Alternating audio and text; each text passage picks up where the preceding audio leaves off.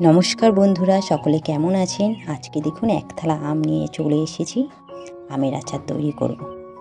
তা দেখুন আমার আমগুলোকে প্রথমে ধুয়ে নিয়েছি, এবার কেটে নেবার পালা।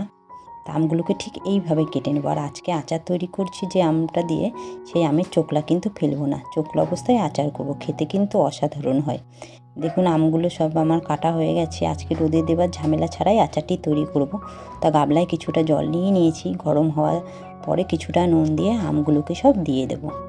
আমগুলোকে দিয়ে দেওয়ার পরে কিছুক্ষণ নাড়াচাড়া করে সামান্য একটু ভাপিয়ে নেব, ফুটাবো না কিন্তু, তাহলে আমগুলো সিদ্ধ হয়ে গলে যাবে। আচার করতে গেলে কিন্তু পুরো আমগুলো ভেঙে যাবে।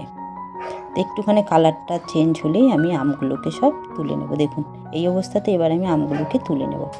একটা ছেঁকনিতে জলটা ঢেলে আমগুলোকে তুলে আরেকটা থালায় দিয়ে শুকিয়ে নিলাম ঠান্ডা হবার জন্য।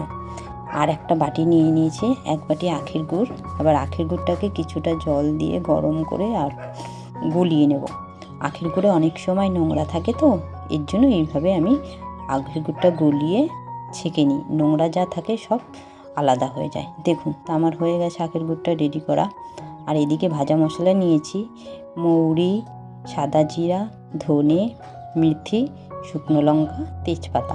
তা শুকনো লঙ্কা তেজপাতাটা আগে ভেজে নিলাম, নয়তো মশলার সাথে দিলে মশলাটা পুড়ে যাবে, লঙ্কাটা ভালো ভাজা হবে না। তা আমার মশলাটা ভাজা হয়ে গেছে, এবার আমি তুলে নিলাম।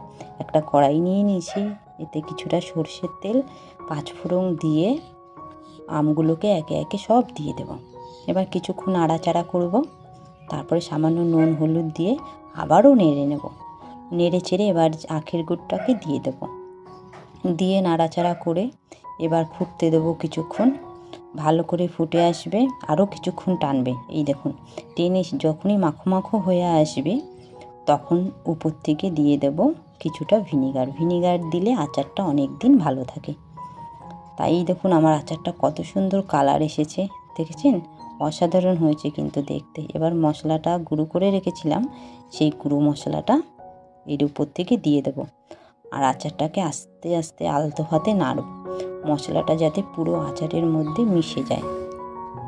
তা দেখুন আমার মশলাটা ভালো করে মিশানো হয়ে গেছে। আর এই দেখুন আচারটা কত সুন্দর রং এসেছে। এবার আমি তুলে নেব। দারুণ হয় কিন্তু, আপনারা একবার হলেও করে দেখবেন।